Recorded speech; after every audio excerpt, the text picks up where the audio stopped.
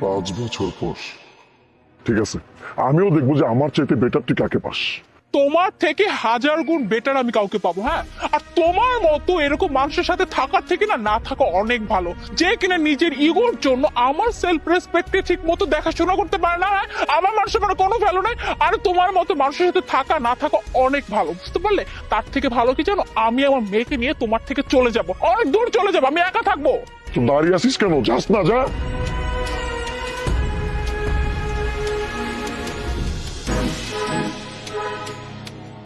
আমাকে তো খুব বড় গলায় বলেছিল আমার চাইতে 1000 গুণ বেটার ছেলেকে বিয়ে করবে। এই তার নমুনা। কাকে বিয়ে করছে কে জানে। এখন রাস্তার পাশে এইসব বিক্রি করতেছে। বাই দ্য ওয়ে, যাই, এমনি তো কিছু কেনাটা ভালো লাগবে। দেখি কি কি আছে।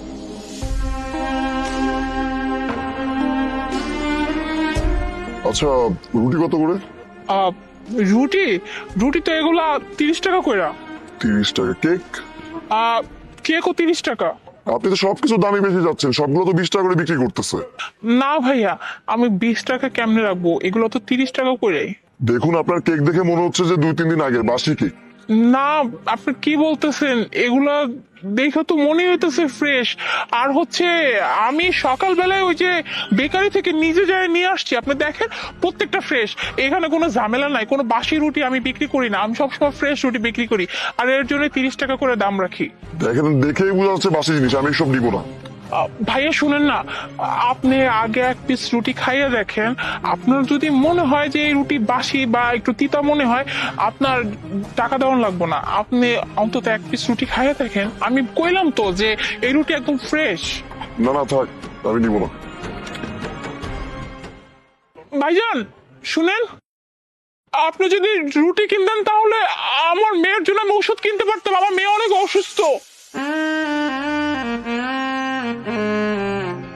আচ্ছা, আপনার বাচ্চার কি হয়েছে? আমার মেয়ের অনেক জ্বর 2 দিন যাবত, আর ডাক্তার অনেকগুলো ওষুধ দিচ্ছে। আমি যদি আজকে বেচা কিনা করতে পারি তাহলে সন্ধ্যাবেলা ওর জন্য ওষুধ কিনে নিয়ে যেতে পারবো। আচ্ছা ঠিক আছে, আপনার দোকানে যা যা আছে সবকিছু আপনি আমাকে প্যাক করে দিন, আমি সবগুলো নিব। আপনি সবকিছু নিবেন? আচ্ছা ঠিক আছে, আমি দিতেছি। আর ভাইয়া, আমি আপনার জন্য 20 টাকা করে পিস রাখবো, সমস্যা নেই। আরে না না, আপনি এক কাজ করুন, আপনি প্রত্যেকটা প্রোডাক্ট থেকে 10 টাকা করে বাড়ি রাখুন, আপনি 1000 টাকা রাখুন। না ভাইয়া, আমি আপনার কাছ থেকে বেশি নিতে পারবো না। আপনার কাছ থেকে বেশি নিলে তো আপনার থেকে সাহায্য নেওয়া হবে, তাই না? আর আমি সাহায্য মানুষের কাছ থেকে নিব না দেখি তো এইখানে এমন একটা ছোট্ট একটা দোকান দিয়ে বসছি। আমার সাহায্য লাগবে না, আমি যে দাম বলছি আমি আপনার ওই দামে দিতেছি, সমস্যা নেই। আচ্ছা, আপনার তো হাজবেন্ডের একটা দায়িত্ব যে আপনার মেয়েটা অসুস্থ, মেয়ে টেক কেয়ার করা, ডক্টরের কাছে নিয়ে যাওয়া। তো আপনার হাজবেন্ড কি করতেছে আমি বুঝলাম না। আপনি রাস্তায় বসে কাজ করতেছেন আর আপনার হাজবেন্ড কোনো টেক কেয়ার করতেছে না মেয়ের? আমার হাজবেন্ডের সাথে তো 5 বছর আগে আমার ডিভোর্স হয়ে গেছে। কিন্তু আপনাকে দেখে মনে হচ্ছে অনেক পরিশ্রমী, আপনার প্রচুর আত্মসম্মান বোধ। আমার যেটা মনে হচ্ছে আপনার হয়তো ডিভোর্স হয়েছে, আপনার হাজবেন্ড হয়তো বা দুশ্চরিত্র, খারাপ স্বভাবের ছিল, এই জন্য হয়তো ডিভোর্স হয়ে গিয়েছে। না ভাইয়া, আমার হাজবেন্ড অনেক ভালো একজন মানুষ ছিল, খারাপ ছিল আসলে আমাদের সময়টা। কিন্তু চাইলে তো সময়টা পরিবর্তন করা সম্ভব।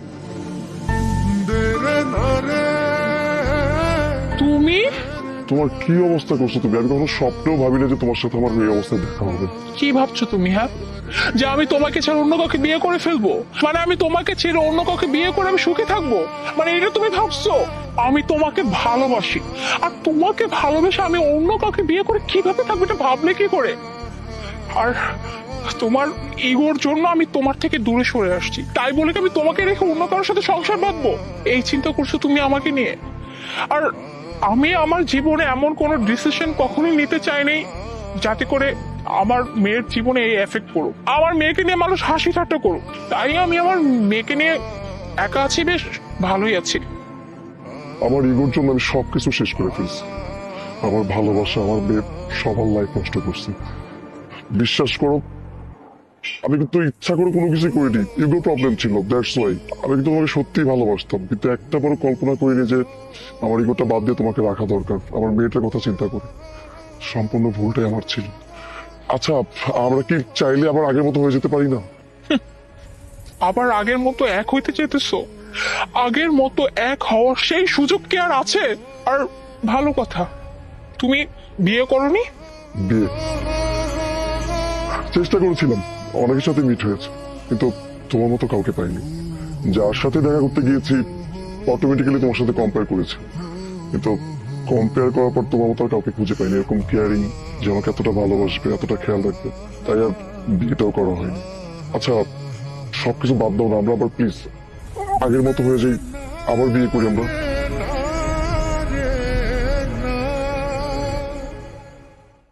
আমি তোমাকে বিয়ে করব, কিন্তু একটা শর্ত আছে। কি শর্ত?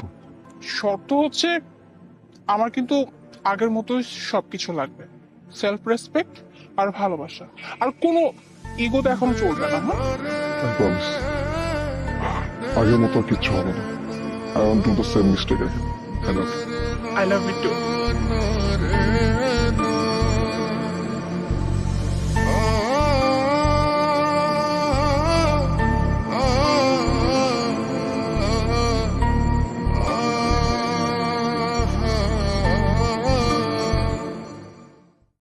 আরে আল্লাহ রে আল্লাহ, কত সুন্দর গাড়ি! এটি কি দিয়ে তৈরি করছে? ও মা! আই ছোট লোকের বাচ্চা, তোর এত বড় সাহস কি করবো এত দামি গাড়িতে হাত দাও? হ্যাঁ, ম্যাডাম, আমি তো উল্টা এই গাড়িটা দেখতে আসিলাম। কি বললি তুই? গাড়ি দেখতেছিলাই? এটিকে চিড়িয়াখানা যে 2 টাকার টিকিট কেটে গেলাম, বাঘ ভাল্লুক সব দেখলাম? এটা একটা শোরুম, আর এই শোরুমে না সব ব্র্যান্ডেড গাড়ি পাওয়া যায়। আর তোর মতো রাস্তা ছোট লোক, রাস্তার ফকির নি এইসবে ঢুকলে কি করে? আর ঢুকছিস তো ভালো কথা, এসব এত দামে গাড়িতে হাত দিচ্ছিস? কি কইতাছেন ম্যাডাম? এটা চিড়িয়াখানা হইব কা? এটা তো একটা গাড়ির শোরুম। আর তাছাড়া আমি তো এখানে গাড়ি দেখতে আইছি, আপনারা তো কইলাম। আপনি আমার অপমান কেন করতে আছেন? এই, কি বললি তুই? হ্যাঁ, মানে তুই এখানে গাড়ি দেখতে আসছিস, আর তুই কি জানিস হ্যাঁ এই দামি শোরুমে কত দামি দামি গাড়ি কিনতে পাওয়া যায়? এই শোরুমটা না ঢাকা শহরের টপ ক্লাস একটা শোরুমের মধ্যে একটা। আর তুই কিনে এরকম একটা শোরুমে এরকম লুঙ্গি গামছা সব পরে আছে? এই তোকে ঢুকতে দিল কে? হ্যাঁ, আবার আসছি না গাড়ি কেনার জন্য? তুই যে গাড়িতে হাতটা দিলি, হ্যাঁ তোর এই নোংরা হাতে গাড়িটা নোংরা হয়ে গেল না? আর তুই জানিস এই গাড়ির দাম কত? হ্যাঁ, 50 কোটি টাকা। জীবনে বাপের বয়সে তো এই অ্যামাউন্ট শুনিস না, আর সেই গাড়ি কিনা তুই কিনতে আসছিস এখানে? আর তোর এত বড় সাহস কি করে হলো? হ্যাঁ, গাড়ি কিনবি তাই না? জানো ওই যে রাস্তার ওই পাশে ওই যে ভাঙা চুরে কিছু সাইকেল, তারপর হচ্ছে রিক্সা এসব পাওয়া যায়, তুই ওগুলোই কিনতে পারবি। আর সেই কিনা সে 50 কোটি টাকা দামের গাড়ি কিনতে? ম্যাডাম, আপনি এমন কেন কইতাছেন? আমি জানি তো গাড়ির দাম কত, আর এই জন্যই তো আমি গাড়ি কিনতে আইছি। আপনি আমার এই নতুন মডেলের একটা গাড়ি দেখান, অনেক দামি দেখা, আমি গাড়ি কিনুম। মানে তুই কি পাগল নাকি আমাকে দেখে পাগল মনে হচ্ছে? কোনটা? হ্যাঁ, তোর মতো রাস্তাঘাটে 2 টাকার ফকির যারা কিনা মানুষের দৌড়ে দৌড়ে গিয়ে ভিক্ষা করে খায়, সে কিনা এত দামি গাড়ি কিনবে, আবার বলতেছে আমাকে গাড়ি দেখাতে? এই দেখ, মেজাজটা খারাপ করিস না, তোর জন্য অলরেডি আমার সময় এনভায়রনমেন্ট নষ্ট হয়ে গেছে। দেখ তো এই আশেপাশে যত কাস্টমার আছে তোকে দেখে কেমন করতেছে। হ্যাঁ, তোর জন্য যদি আমার একটা কাস্টমার আছে চলে যায় না, তাহলে কিন্তু ভালো হবে না। তোকে ভালো ভালো বলছি এখান থেকে বিদায়, নাহলে কিন্তু আমি সিকিউরিটি গার্ড ডেকে তোকে ধাক্কা দিয়ে বের করে দিবে এখান থেকে। ম্যাডাম, আপনি এমন কইতাছেন কি? আমি আপনার কইলাম তো আমি গাড়ি কিনুম। আপনি আমার এই নতুন মডেলের একটা গাড়ি দেখান, এমনই ফোন দিয়ে দিলে আমার অ্যাসিস্ট্যান্ট যে আছে না, টেকা ব্যাগ বইরা লই আইবো।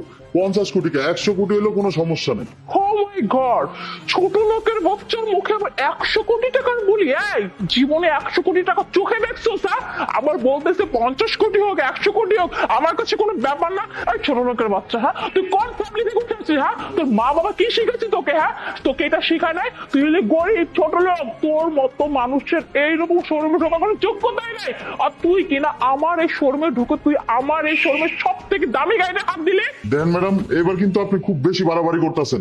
আপনি আমারও অপমান করেন, কিন্তু আমার বংশ তুইলা কোন হিসাবে কথা কোন? আপনি আমার বংশের কেউ আইছে আপনার এনে? আমি আইছি গাড়ি কিনতে, আপনি যা কর আমার এখন। তাই না? অপমান মানে অপমান আমি করছি, তুই দেখবি আমি কি করতে পারি। হ্যাঁ, আমি চাইলে তোকে না এখানে লাথি মেরে বের করতে পারি। আর তুই কিনা বললি আমি কি করছি তোর সাথে? দাঁড়া, তোকে আমি দেখাচ্ছি আমি কি করতে পারি। ম্যাডাম, আপনি আমার গায়ে হাত তুলা কান্দা কিন্তু ভালো করলেন না। আপনি যদি মাইয়া মানুষ না হইয়া পোলা মানুষ হইতেন না, এতনে আপনার খবর করে ছাড়তাম আমি। কি বললি তুই? হ্যাঁ, তোর মতো এরকম একটা ফকির নিয়ে আবার আমাকে থ্রেট করতেছে। আমি যদি মেয়ে মানুষ না হইতাম তাহলে উল্টা তুই আমাকে থাপ্পড় মারতি। তোকে তো আমি এখন ছাড়বো না, আমি তোকে ছাড়বো না। দাঁড়া, আমি এক্ষুনি আমার বসকে ডেকে নিয়ে আসি, তারপর দেখবি আমার বস এসে তোকে লাইতে তোলাতে এখান থেকে বের করবে। জাস্ট এখানে দাঁড়া, কোথাও যাবি না।